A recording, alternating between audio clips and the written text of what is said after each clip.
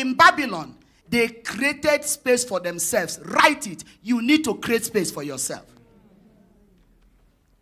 You need to your own self create space. If you are waiting for the world to create space for you, you are in trouble. They will create it in the mortuary. You need to intelligently, prayerfully, aggressively create a space for yourself. They created a space for themselves. In Babylon, they occupied their territories. Let's look at why and how they occupied their territories. Why? Let's begin with why. And we need to hear the author himself, Daniel. I love to read autobiographies. The reason why I love to read autobiographies is that it's very credible. I author books. I've come with some books. I'll talk about them later. When you read my books, you will hear stories. You will hear my stories. I share my own story myself because you can verify it. And if there are people that play roles there, I put their names there because they are still alive. And if they are dead, you can go to their grave and check out. So I love autobiographies because you can verify it. So we want to read from the author's own writing. So the writing of Daniel is like his autobiography. Daniel chapter 11, verse 32. Daniel 11:32 tells us why they occupy their spaces, irrespective of challenges, irrespective of oppositions, irrespective of all the kinds of things they saw, captivity. Why did they occupy their spaces? And such as do wickedly against the covenant shall he corrupt by flatteries. But the people that know their God shall be strong and shall do exploits. So Daniel gave us the secret of why. Daniel had to say why he occupied his space. He said, I have a knowledge of who commissioned me. Daniel understood who gave him the talents. The man that left and gave 10 servants. The problem is that if you remember the description of the third guy about the servant, about the king, he said, I know you. You are a wicked pastor. You are such a wicked boss. You actually reap where you do not sow. That is, the fellow that was describing the boss was a beneficiary of £1. He didn't work for it, but he reaped. And he took it. He didn't do anything with it. But when the master came and said, give me accountability, he said, before we go into accountability, I want to tell you who you are. I want to tell you who you are. Do you know you reap where you do not sow? That's why I decided to keep your money for you. Because I don't want your trouble. You are a trouble shooter. I don't want maybe in the process of trade, the £1 disappears. Then I'm in jail. You know what? He did not understand the master. That description he gave was a wrong description. If his master was wicked, he couldn't have created a space in the first instance. That £1 he gave him was a space. And he now said that we give you one space. Then you have the ability, I've given you all you need to create, to enlarge your territory. And he took that £1 and hid it and said, take back. And that's why the master said, you are wicked. Since you know that I am a very wicked boss, at least you should have, you that is good, you should have differentiated yourself from me by putting my money in the bank to give me 1% profit. But you knew so much about me, but you didn't know about you, about yourself. So you put it wickedly, the way I gave it to you.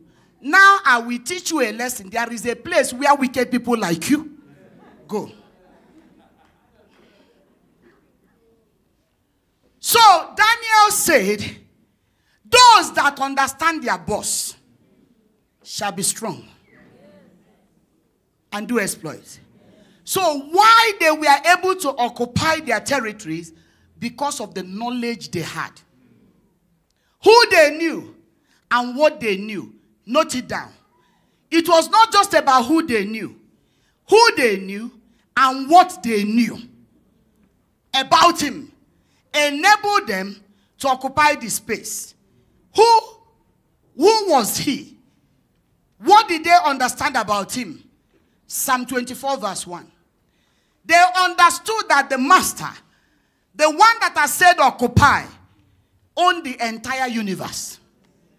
The earth is the Lord's, and the fullness thereof, and the people that dwell in.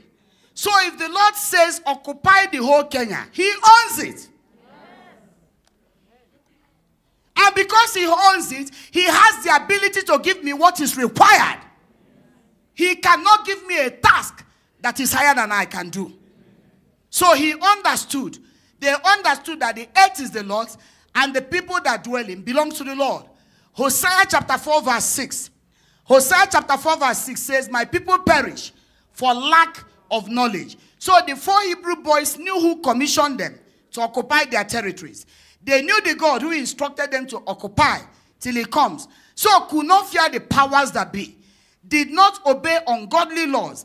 Did not operate with the world system, but brought the kingdom into their captivity. They understood the king of the kingdom. You need to know the God you serve. You need to know that he has the ability in a twinkle of an eye to give you the entire universe. He understands the cartel in that business, and he knows how to scatter the cartel because he started himself as a cartel of Trinity.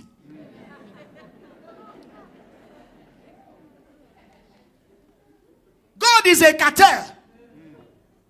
So he's not intimidated by business cartels, by ministry cartels. He is God the Father, God the Son, God the Holy Ghost. They are cartels.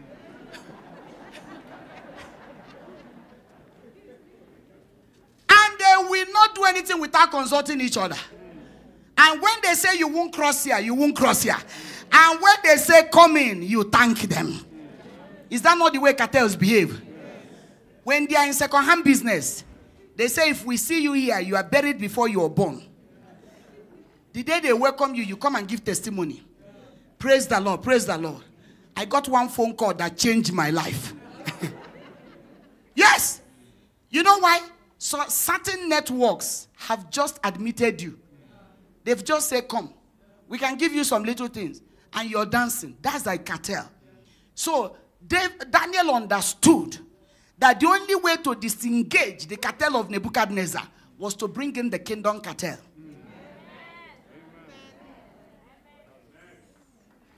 Otherwise, tell me how he could have fought Nebuchadnezzar. Tell me how he could have survived in Babylon. Tell me how the magicians, do you know that those magicians were born before Daniel, the father of Daniel and the mother met? Let's think about it. The magicians of Babylon, the soothsayers of Babylon, the prophets in Babylon were in existence before the mother of Daniel came from Kakamega. And as he was just coming for house fellowship, he saw the other one from Meru. And as they saw, it was praise the Lord. From praise the Lord, it was let us meet. From let us meet, it was God has said. From God has said, it was pastor we have seen. From we have seen, to God be the glory. After God be the glory, they enter the bedroom and say, so who are you?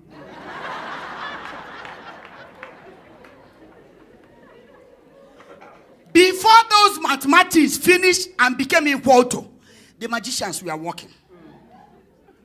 So, how do you fight? In the natural sense of it. And that's why in this conference we will introduce you to the kingdom power that disengages cartels. You've got to occupy. I say after this conference, you've got to occupy.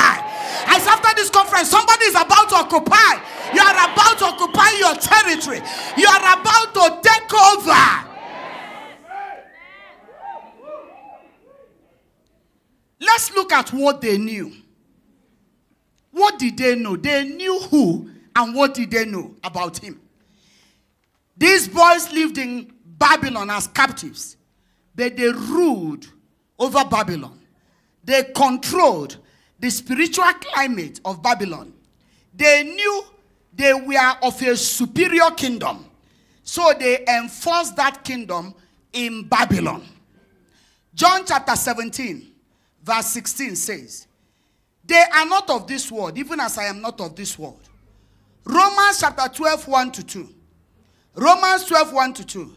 I beseech you, therefore, brethren, by the mercies of God, that you present your bodies a living sacrifice, wholly acceptable unto God, which is your reasonable service.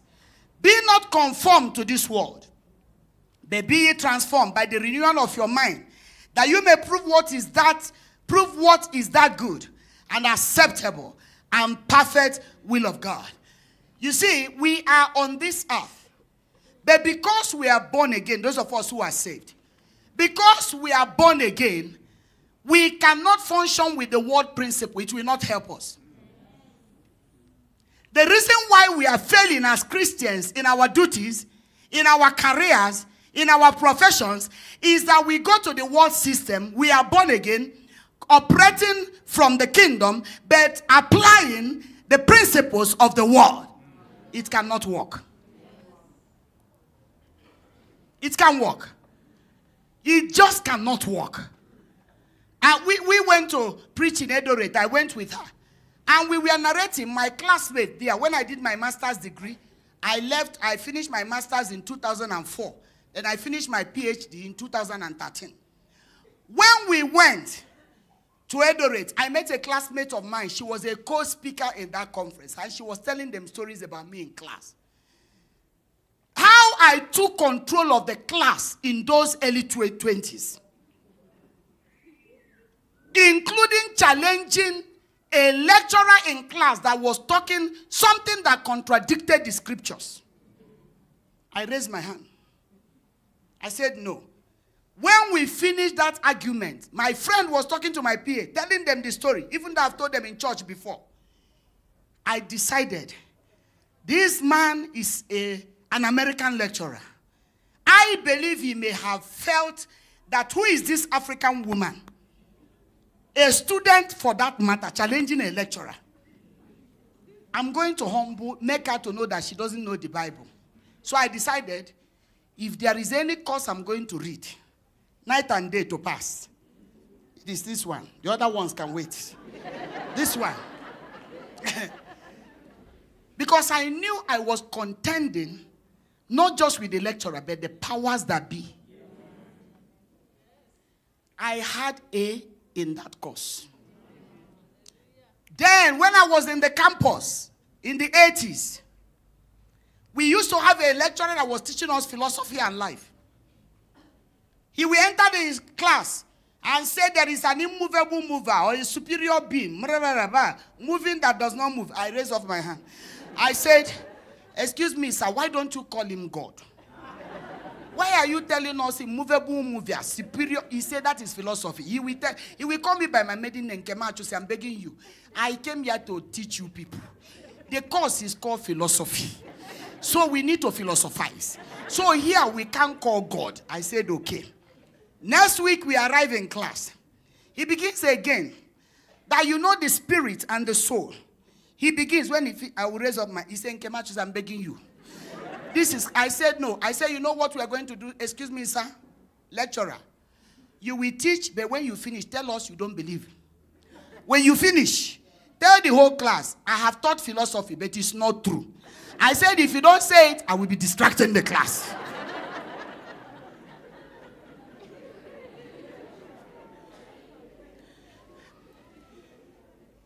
We kept on this fight in class. And I decided this course philosophy will not keep me in this campus. I will pass it and I will graduate with my colleagues. Because it became a news all over in the school. Nkemachu say, hey, philosophy.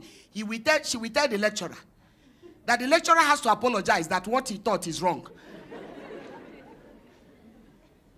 I went and studied that course. When the result came out, the day people were going to see, they used to publish our results on the board.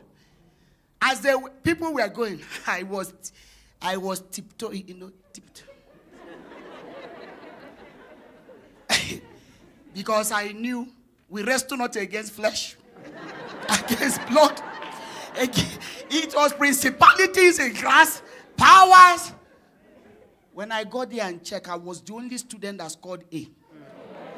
And let me tell you, till today, I don't know whether I scored A by reality of what I wrote or the lecturer was terrified. I don't know.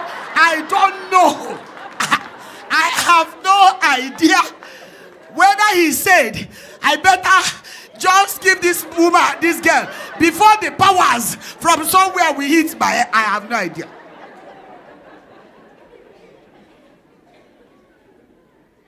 Wherever you appear, you should announce that the kingdom has come. Yes. Are you hearing me? Yes. It's a kingdom of power, authority, and audacity. You cannot be in a business and unbelievers are beating you to that. You can't be in a profession and unbelievers, you are at the mercy of them. No. No. I worked in corporate organizations before I came into ministry. Ask my husband. I've shared it in meetings, and it's in my books. You can buy my books and read some of these things. When I was working in an organization, by the time I tendered my resignation, I was a single lady. I was not even married. I tendered my resignation. They sent a delegation. I don't know how they found out who my fiancé was. Where my husband was living, we were in courtship.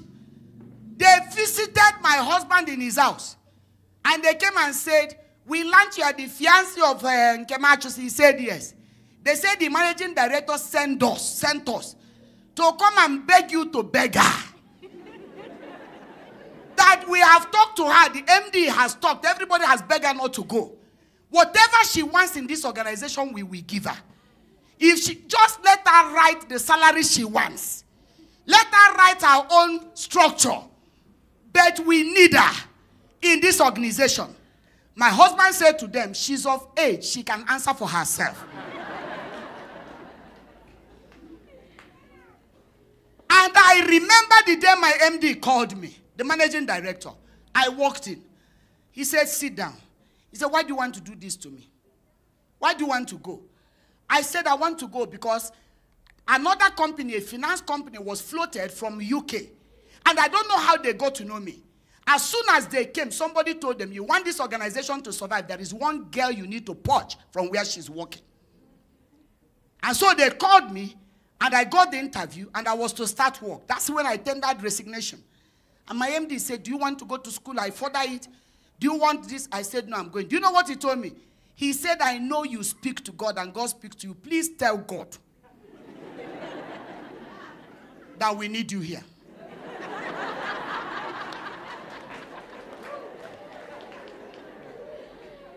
This is why, even at the beginning of our ministry, when it appeared that there was nothing happening, I was confident because I know who I believe in. I said if I succeeded in the marketplace, I will take charge in the realm of the ministry. Everywhere you go after today, as soon as you arrive, say the kingdom has come.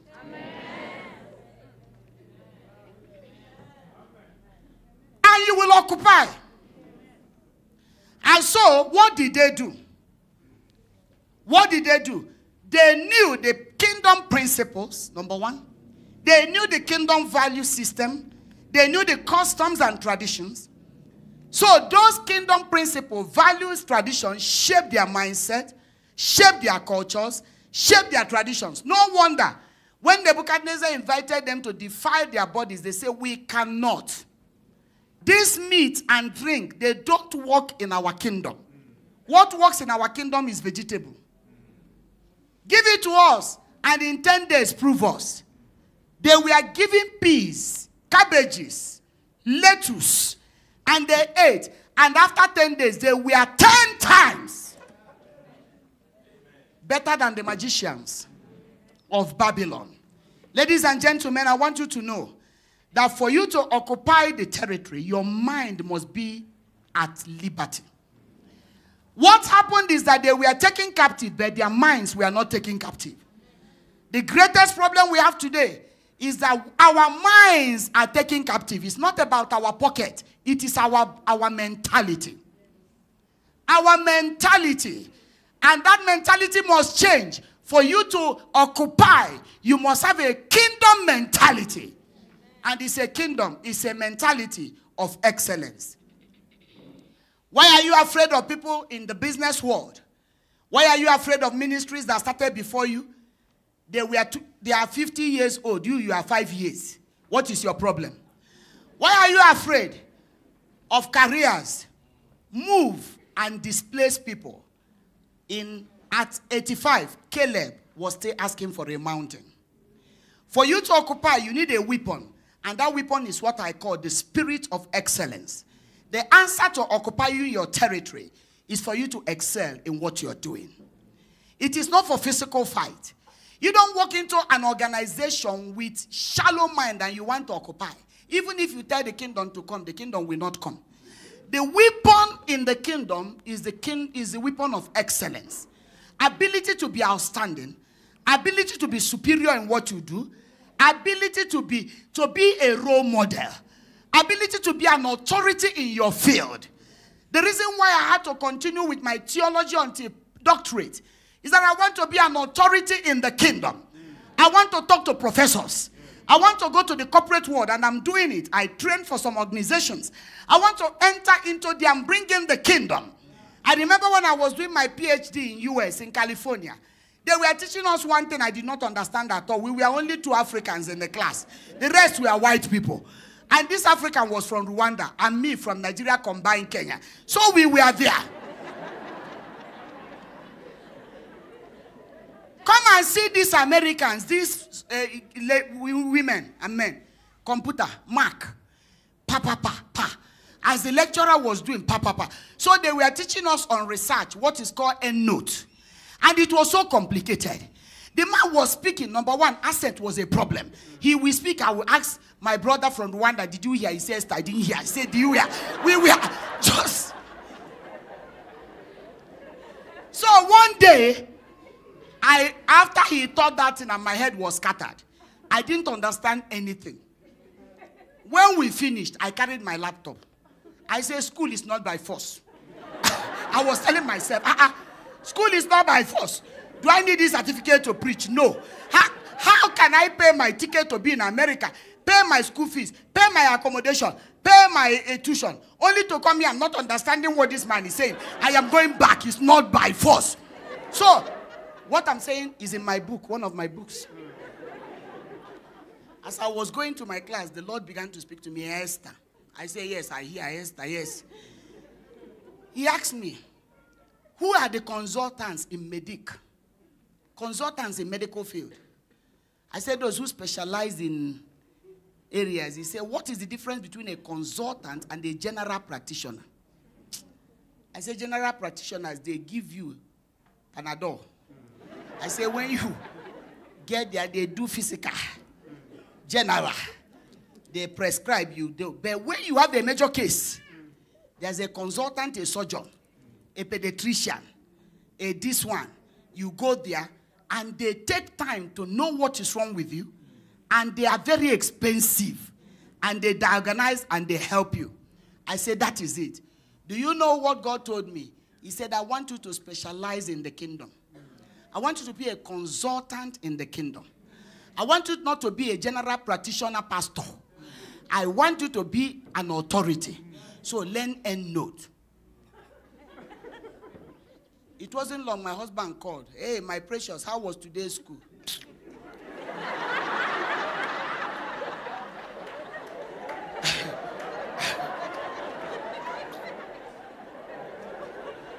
Say, I don't know what these people are saying. He said, which people? I said, the lecturers. What are they saying? They are saying one thing called EndNote. In fact, I was thinking of coming. He said, coming where? I said, coming home. He said, my friend, sit down there and study. I said, I don't blame you. You are in Nairobi telling me to sit down here and study. But do you know, eventually, I had to go and look for a Swiss woman. And I asked her, please, help me with this thing. She said, come to the library. I carried. And they taught me. Today, when you are writing something for me, you have to be careful. Because my eyes, they are microscope. I will see the comma.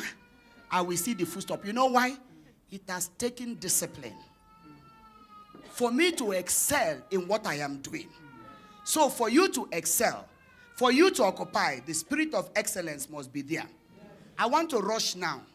What were the profiles of people they were looking for? You need to know that the standard is very high. When you look at Daniel chapter 1, I want you later to read from verse 3 to verse 7. I don't want to read it. You know the story of the profiles of the people that the king was looking for. I want to give you the points, the highlights of this profile. Number 1, the king asked for certain of the children of Israel, not all the Jews. Certain of the children of Israel, not all the Jews. Certain of the people of Israel. That means even in the kingdom, God is looking for certain. Certain of the children of Israel.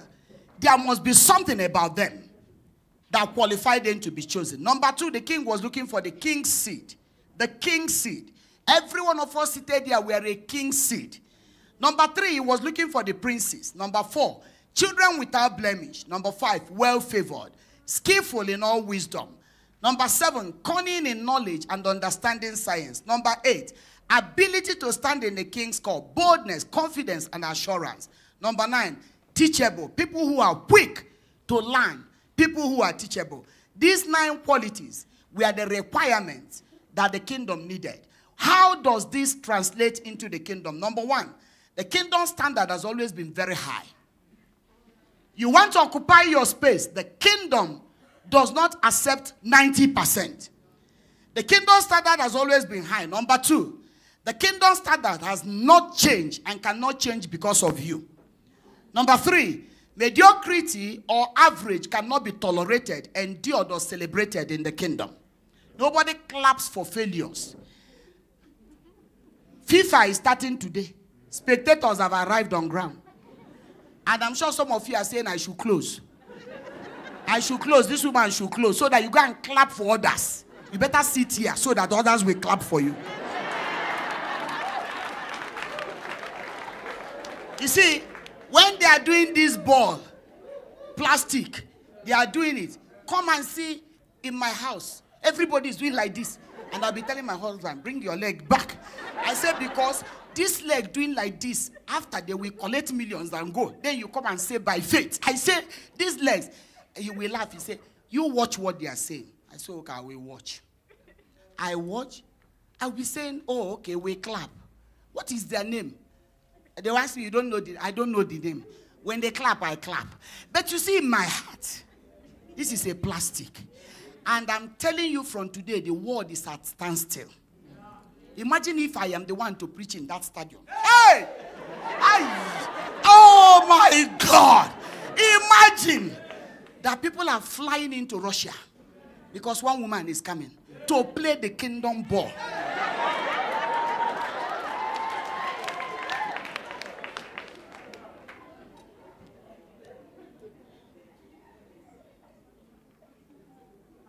Mediocrity or average cannot be tolerated. By the time they finish that ball, the winners, we don't normally know when the losers go. We don't know when they go. They don't even, the camera people don't bother with them. You will just be seeing the winners celebrating. The loser has gone.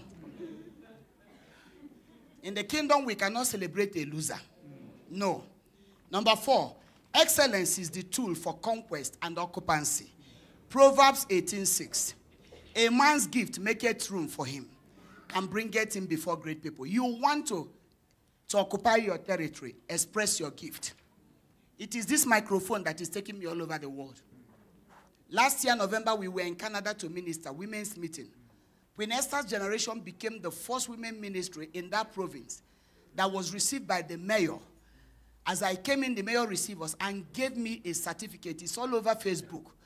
And read the name of our ministry in their parliament. In their parliament. And it has never been done. I'm not a medical doctor, but I heal without license. It is the gospel. Receive and they will receive. The gift of a man presents you to great people. Proverbs 18:16. It is, I want to read it in Message translation. a gift gets attention. It buys the attention of eminent people. So Daniel and his men were fruitful in the land of captivity. They got attention of the nation. They were not crippled by their captivity. Africa may appear as if it is holding many of us captive, even Kenya. But I want to announce to you after this meeting, our captivity is over. Amen. What did Daniel and his men do in Babylon? Number one, they turned Babylon to be a land of opportunities. And I tell you a story, you know, the Malian boy. Recently, CNN broadcasted a Malian boy that was just moving around as an illegal immigrant in France. Did you hear about him? Yes. What did he do? He woke up in the morning, an illegal immigrant without paper. By night, he was a citizen. And not only a citizen, was sitting with the president without protocol. No PA, no nothing. And again, CNN gave him free broadcast. I am preaching now. CNN is not here. Just tell them to broadcast your sermon for 20 minutes. You will hear the amount. This guy, BBC, CNN, their local channel in Mali did not know when he left. Because he went by road and by sea. While in that place, opportunity presented itself. Opportunity, and he caught it. He caught it. A boy that could climb 4 staircases without a ladder. What else will he not do? He got a job automatically. Automatically, he woke up a jobless man. He slept, working in the fire service. Immediately, Mali had it. The president told him to come back. People said, don't go back. Africa will kill you. Witchcraft. All the witches from your village.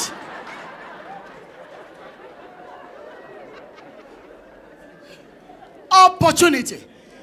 Every day, ladies and gentlemen, God presents us with opportunities. The world presents us with opportunities. The question is, are you prepared?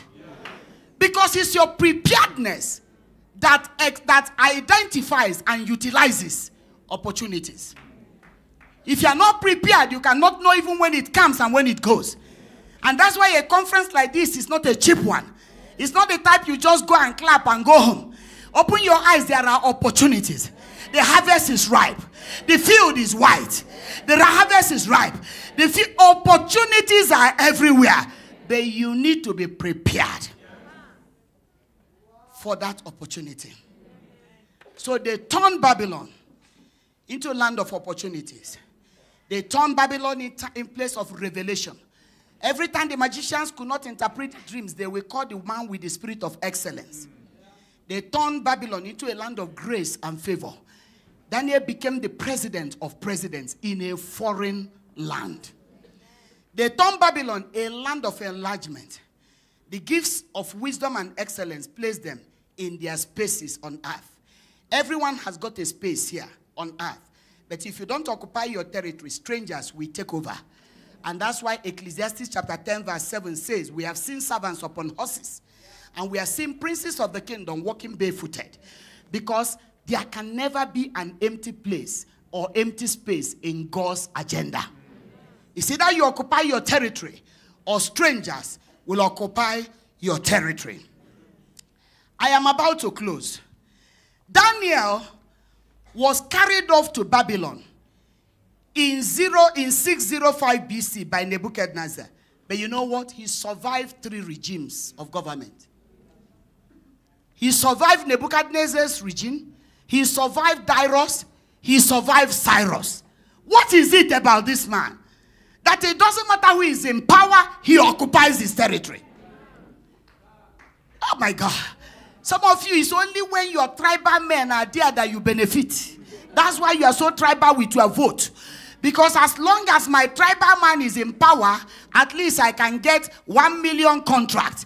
But the day he goes, I am in trouble. Ladies and gentlemen, if you occupy your space, it doesn't matter who is in power, they need you. They need you.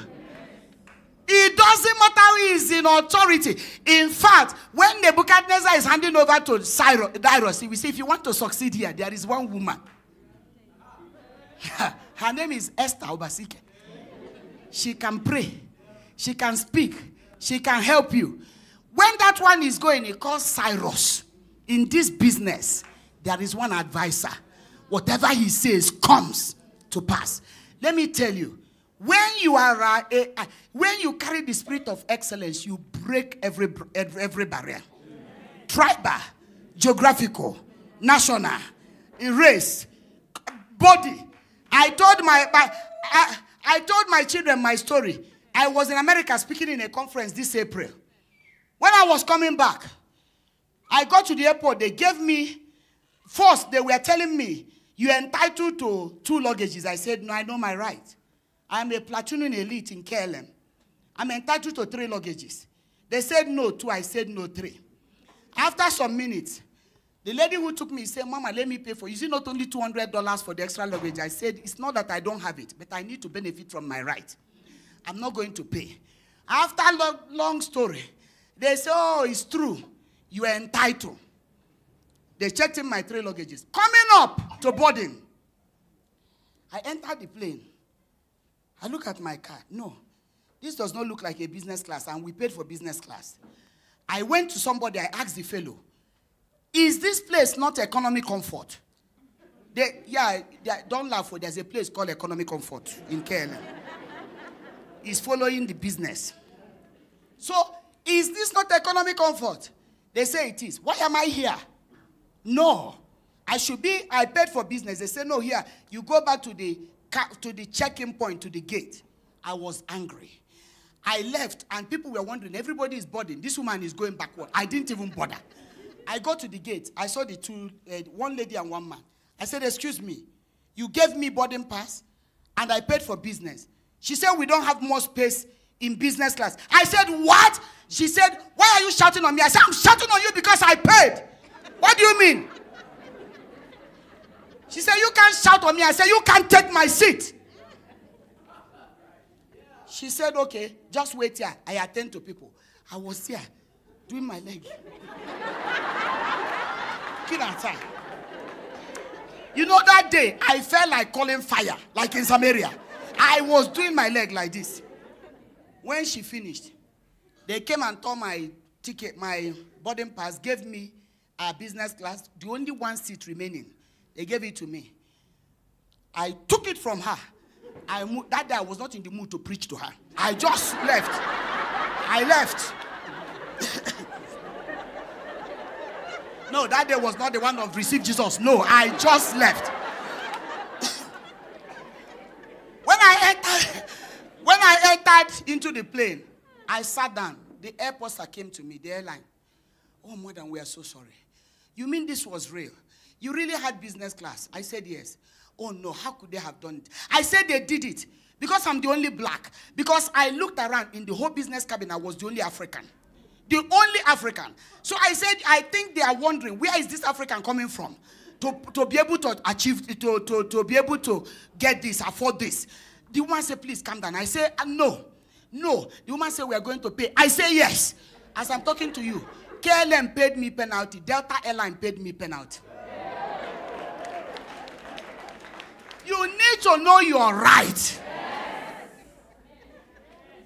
Your color does not define you. It is your brain that defines you. And there is no black brain. There is no white brain. I am here to declare there is no black brain. There is no white brain.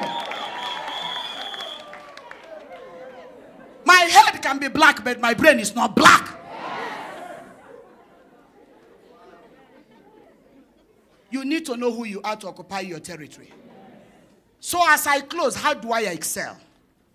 What are the things I'm supposed to do to excel? Quickly, live a purposeful life. Determine to live for your purpose. Determine to live a purposeful life. Number 2, find your space on the earth. Try to find it. If you are a singer, sing like the people from Zimbabwe. Are you hearing me? Sing until we know that this has consumed you. That this is what you are born for. Don't come here singing for me as if 2 of us are trying to worship God in spirit and in truth.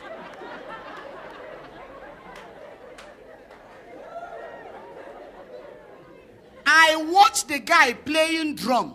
I told my PA, this is what drum is. The guy is lost in the drum. Every music that comes, the drum flows naturally. There are places you would have seen scatter, scatter. As the music moves from one song to another, the drummer has to reorganize. This one was flowing as if he was born the day he was born. The mother gave birth to drum.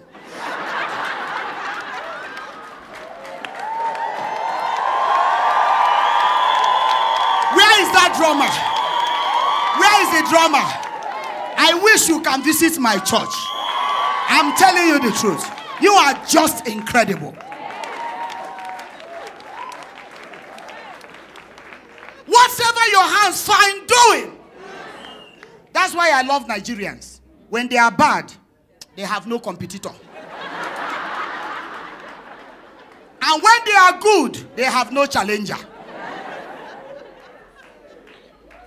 Whatever your hands find doing, and you are a seed of the king, you know what is right. Why should you not do what is right? To excel. Find your space. Number 3, sharpen your gift. Sharpen it through trainings. Daniel and co were trained in the king's palace for 3 good years. Read the scripture. 3 good years they sat under tutorial.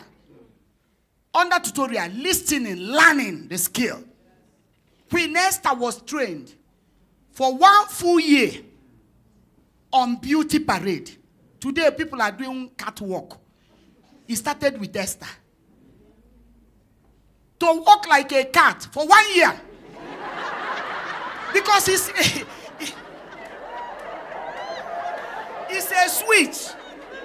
It is a switch. Just leave these things. It's a switch. It's a switch. For you to walk like a cat, you have to change your mindset that you are a human being.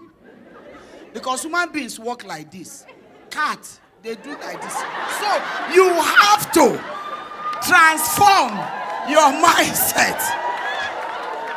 Yeah, they don't walk like human beings. Don't worry.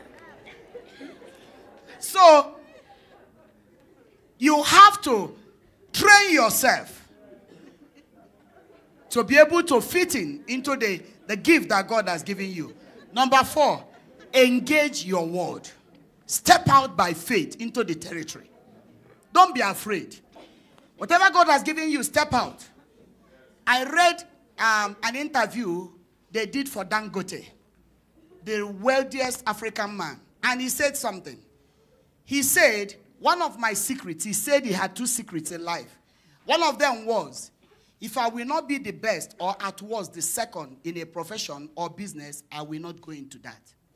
So he put up his mindset. If I'm going to be a preacher, I'm going to be number 1. Not because I'm competing with anybody, but I will do it best. So that when they are calling the names of preachers, my name is there. There are people today, when they are calling the names of your profession, you are not anywhere. By the special grace of God, there's no way preachers will line up in this nation and I will not line up. So, you need to engage your word. Number 5, set a standard for your dream. Don't be like anyone else. Set a standard and let it be a standard that should stretch you. Number 6, have the right network or partners. I am here today because of network. It's from Bishop JB that I am here. I was here last year. I came actually like he pushed me, called me, talked to me, and I came. And today it has become a partnership. And you have heard Pastor talk about revival. We are coming back. I said we are coming back. To mobilize you now to take over the city. To take over the city. Because when you take over the city spiritually, you will take over the city economically. Number 7, knowing God makes all the difference. You may have all these skills. If you don't know him, it's a waste of time. So knowing God makes all the difference. And that's where effective prayers come into play. Now, I preach a sermon on the spirit of excellence in London. That should be 2007. Either 2007 or 2008 in a conference. It was not exactly what I preached. I preached something else, but still on the character of Daniel. When I finished, April 2008, the pastor that hosted me in London came to speak in our church in Nairobi, and he gave this testimony, which has borne fruits all over. He said, Pastor Esther came to my church and preached on the spirit of excellence.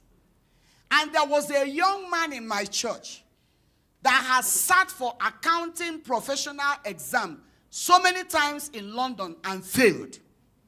That day, as Pastor Esther was preaching, this guy was busy glued. And it's like, what is this woman saying? Spirit of excellence. So after the meeting, he went and bought the CD of my sermon. And the boy, according to the testimony of the pastor, began to listen to my sermon the way somebody breathes in air. They said he listened to my message until he could preach that message word to word. Suddenly, the spirit of excellence, the spirit of the message jumped into him. And he said he will wake up, he will listen to it. He will come back at night, he will listen to it. And he told God, please, this is my final time of writing. He had one more chance in London to write this exam. If he fails, he will never be a chartered accountant. So he kept on listening to this CD. And suddenly, on the exam day, he went in with the spirit of Daniel. The spirit of 10 times better. By the time the result came out, he was on news in UK. He became #1 in the history to score 100%. They said he was on TV, he was on papers. And the pastor was telling us in church, this same CD, as I went to the US some years ago to preach, I don't even remember, I carried the CDs. And I got there and I preached, and we saw the CDs massively. Only for me to return this April in Philadelphia, and testimonies were coming. What? We listened to your CD on the spirit of excellence. This is what happened to our business. Now I've started a business. Till 3 days ago, somebody still texts me on the grace and the profit of a CD that I preached in 2000 and something. A message. And when I got that testimony a few days ago, I told our media people, duplicate this CD. I came with 100 of it. On the spirit of excellence. There is no way you cannot take and digest that message. We came with 100 of it. If there is one thing I want to see the Church of Jesus Christ, is for us to stand and represent the kingdom with dignity. And that's why I tell our intercessors in our church that you are an intercessor does not crucify you to be thin. That you are an intercessor does not remove your hair from proper hairdo. You cannot be smelling because you are an intercessor. You can be an elegant intercessor. In everything we do, there should be excellence. Because we serve the God of excellence. Excellence is the weapon that silences unbelievers. You come into a domain, you know better than anyone else. So many years ago, I took few people to city center at midnight. So many years ago, I told them, let's go and take this city at night. We went to the city center, we were walking barefooted at midnight. We were praying, and asking God to give us the city, to give us the hearts of men and women. Among the people that escorted me for that prayer, the first thing God did for that guy, he became the first, I don't want to call the name of the company because we are online, the first African to occupy that position. He was here, they sent him to Nigeria, he became MD. From MD, they brought him and made him a president in that company. As I'm talking to you, he is #4 in the whole world in that company, and the first black, the first African to reach that level. To reach that level. It is not by power, it is not by might. It is by occupying your space and paying the price that is required by that space. I've told you I've come with some books. I came with my book, Real People, Real Issues, Real God. Read especially chapter 10 and see the battles I won with people, powers of darkness in this country, and how they disappeared and disappeared Kabisa. Because they said they saw me and I told them they would disappear. And I took their letter and went to my house, put it on the floor, put my stomach on it. Yes. When they swore their affidavit, which was a lie. I took the paper, got home, spread it, put my stomach. I said, God, as they have sworn, so shall it be. I prayed and prayed. Exactly everything that they swore there happened to them. The only one I'm remaining with is where they said I told them that their knees will bow to God. So I'm waiting for the day. That's the only one I'm remaining. That their knees will bow. We lead them to Christ with eyes wide open. Not the one close your eyes. Eyes wide open. You need to know that from the time of John the Baptist until now, the kingdom suffered violence, and the violent take it by force. So we have grace to grace. We have to how to maximize my potential. There's a book I've written. How do I trade and become profitable with the little gift I have? How does it become a forest? It is there. But there is a serious bullet book I will be launching in July during our Women's Summit from 5th to 8th. It is 10 irrefutable strategies for conquest and taking over territories. How you will step into a place and take over the place.